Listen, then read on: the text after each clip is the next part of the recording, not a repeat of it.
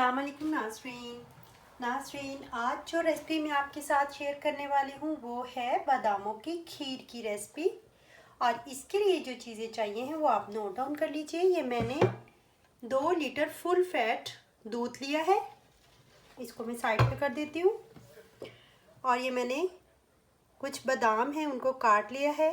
इसकी क्वांटिटी आप जितनी मर्ज़ी ले सकते हैं, कम ज़्यादा भी ले सकते हैं। ये मैंने 20-25-30 बादाम लिए हैं। ये मैंने लिया है 100 ग्राम चावल और इनको मैंने 2 घंटे भिगो दिया था अच्छे से। और एक जो है मैंने ली है 1 कप चीनी और 1 ही कप कंडेंस्ड मिल्क। इस कंडेंस्ड मिल्क की रेसिपी जो है वो मैं दे चुकी हूँ, आपको डिस्क्रिप्शन बॉक्स में से मिल जाएगी। और 5-6 इलायचियों के दाने, सब्ज़ इलायचियों के दाने। तो चलिए शुरू करते हैं। सबसे पहले हम लोग इन चावलों को जो मैंने 2 घंटे भिगोए थे इनको यूँ हाथों से मसलेंगे। इसका फ़ायदा ये होता है कि ये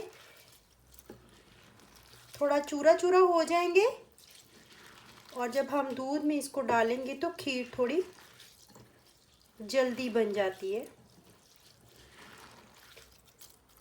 इस तरह से। तो चलिए शुरू करते हैं हम लोग।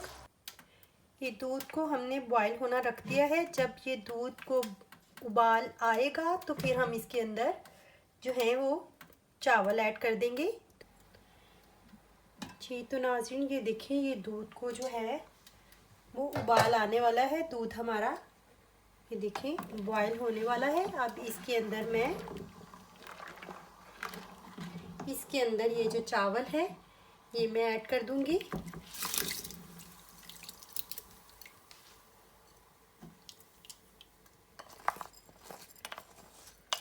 और इसको हम लोग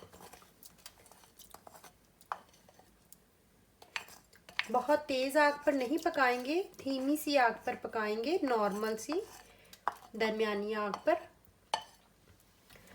और थोड़ी थोड़ी देर बाद चम्मच ज़रूर चलाते रहेंगे कि खीर जो है वो नीचे, जब चावल जो है वो पकने लगते हैं तो खीर नीचे लगने का ख़तरा ज़्यादा होता है।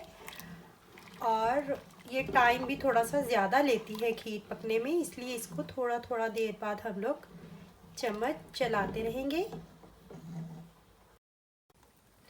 ये तकरीबन देखिए 1-1.5 घंटा हो गया है। 1 घंटा हमें खीर को बनाते हुए हल्की आंच पर।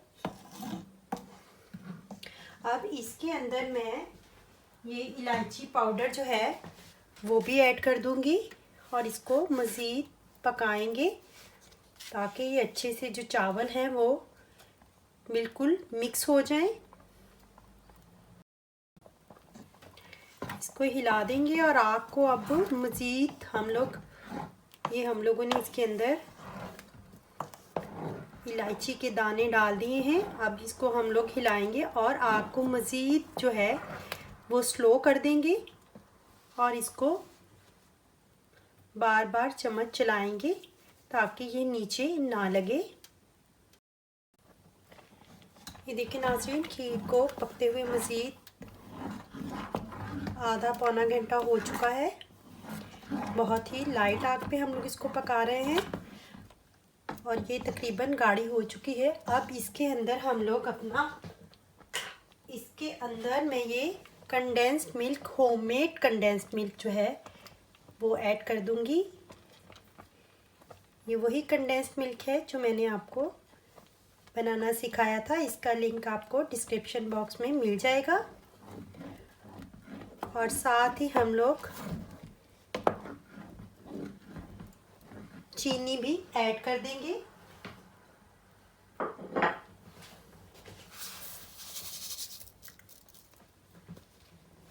और इसको मज़ीद 15-20 मिनट तक हल्की आंच पर ही पकाएंगे।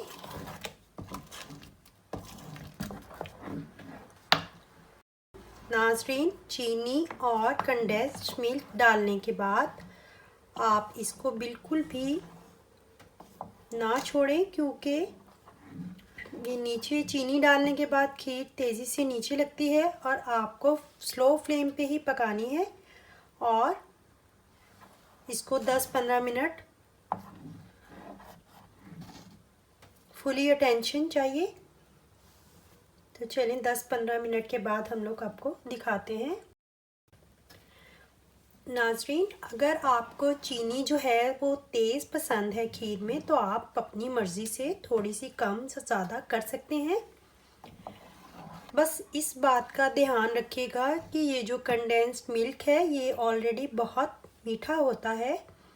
हम लोग ये यूज़ कर रहे होते हैं तो चीनी हमें उसी हिसाब से ही डालनी है।